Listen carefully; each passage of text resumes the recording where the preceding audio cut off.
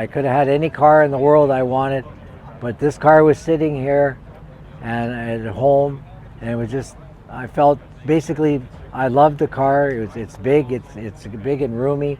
My wife and I sit in it. There's lots of room. It's not compact like all the cars today. They're small. They're cheap. This car's still got a lot of nice metal to it. You slam the door, it sounds nice. It's well built. Like I say, there's not very many wagons in Winnipeg like this one. This is the only one in Winnipeg that I know of. In Manitoba, there's probably another one, but it's a year older. Like I say, mine's a 91. Anything 92 and up is the same car, but it's not the same as mine because of all the work I've done to it. This is a Caprice Classic. A Caprice Classic. I bought it it's a 1991. It was the first year of the big cars from GM. The GM built 13,000 of them, and this car is actually unique. It was out of 13,000 they built, they sent 1,300 up to Canada, and this is the only car here in Winnipeg right now, out of the 1,300. And so I didn't really have much to build before I decided I was going to build a car. I didn't really have a car to build, so I picked my car that I used to drive, my daily driver, and didn't drive it in the winter anymore for fear of rust. And then I built this car right up till today. It's still an ongoing project. Make it go a little faster, make it look a little better. Other than that, that's how things are. I built it like that to not impress people, to say you can do that with a station wagon, because station wagons are pretty cool cars. Well, this is a crate motor 350. It came from GM. I bought it in 2007. I've had it 17 years, and it's 355 horsepower, and there wasn't really much to change. All it was basically put in an air filter lid, because I've got like a 4-barrel carburetor on there that it takes, which was a throttle body in the first place, and I left it throttle body. It looks like a 4-barrel, but it's a throttle body that you can take this off and you can work on it while it's running. Most other throttle bodies, once you lift off the lid, they'll shut off. So there wasn't much that I added to it. The headers down here, the pipes down here, exhaust pipes down here, they're called headers right there. You can see it. That's about all I've added to the car. And the rear end was changed to a different gear ratio to make it go a little quicker. So I got 373 gears in the back. I've got a 4-speed automatic transmission with a Hurst shifter attached to it. Other than that, that's all my go-to stuff right now. Unless I think of something else that I want to do to it. This is all I've done so far in 17 years. Okay. There you go. You want to get it this way? You can look at it this way here.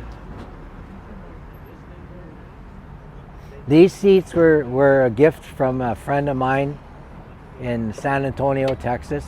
His name was Jerry Vincent. He was in the United States Marine and Navy. And he had a Caprice, 92 Caprice, and he found me on a website. We got to be really good friends. We talked to each other about our cars, what he was doing. And he was good with a sewing machine and making me an upholstery for my car. He put the SS, he had a girl put in the SS emblem. My name's on this side in the back. There's my name on the back, and my wife's name's on the other side. You can see it there. It says Charlotte on the other side on the back of the headrest. That's hand stitched. It was a Christmas present that I didn't know that he did for me, that he made for me. Well, we got along great. He's still, friends. We're still friends. And he misses his Caprice. He said he wished he kept it, but it's what it is. He sold it to a doctor. A doctor wanted it really bad, and he sold it to some doctor for some ridiculous price. And this thing here is worth almost $30,000 right now, just the way it sits. I've had it appraised by an appraiser, and it comes out to almost 30,000. So, and then it's my idea. Well, I want to sell it. Well, do I want to sell it for this price? I want to sell it for my other station wagon was an Oldsmobile, and the door fell. I sold the car and the door fell off. So I said, I knew a guy that wanted the car the way it was because he was building a roadster. So he wanted the powertrain from my Oldsmobile because it had stuff he was looking for. So I sold it to him, and I went out and bought this car. About 2 weeks later, I saw it in a parking lot and took it for a spin, and it's got a rear seat. Here, I'll show you. Watch yourself there. It's got a rear seat. It faces this way. That's for your kids. Your kids sit back. They got a little light here. They want to do some reading. There's a light here, light there. They want to put their drinks there. They put their drinks there. I don't have any kids, so you know that's what it's for. Or your mom. You want to put your mom there, or mother-in-law. You want her out of your hair. You just put her in the back seat. So other than that, that's a special option. You have to. That's a special. Costs you a little bit more to get the car. Most cars come with just, you put it's back down, and it's used for groceries and stuff like that. This is both. You can use it for groceries. You can use it for sleeping. Say, you know, I've slept in it before. It's like a big double bed.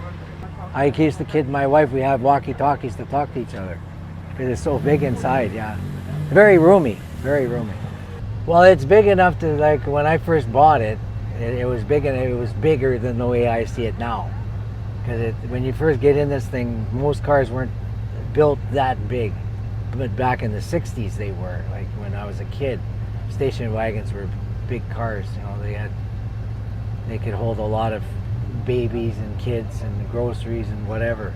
But this is, now I've gotten used to it because I used to always hit the curb when I was driving with it because it was so long.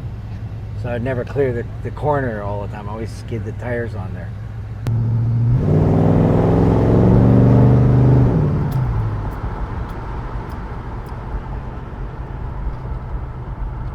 But it's instant power. So it comes, when you step on it, it's right there. You got it. You pass guys on the highway. Powerful enough for me that, if I drag raced it, it wouldn't disappoint me in how fast I can make the quarter mile. It's like I say, it's the labor of love. That's all it is. It's a lot of people don't have these cars, so what do? They become critics right away. They tell you what you should have put in there. Boy, if I had it, that's what I would put in there. You know.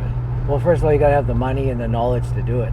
What you're doing, because a lot of things don't fit in cars. You don't stuff them in there like some of the people do. They take something, they put it in there, and it goes, oh, it doesn't fit.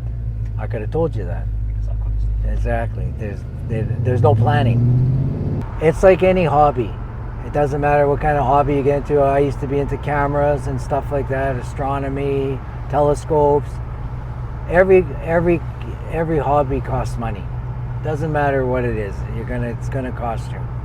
This is a little bit more expensive because it's a car. It needs parts. Parts are expensive. A lot of parts that you can hardly get parts for this car anymore because everything's obsolete. You know, they don't build it. After 20 years, the car companies don't even carry parts anymore for them. Just the way it is. To get this car running perfectly, took 20 years to do that. Just to get it running the way I like it. 20 years. Well, it's a 91. I bought it in 96. Started in 96 till now. Took me 10 years to get it running right.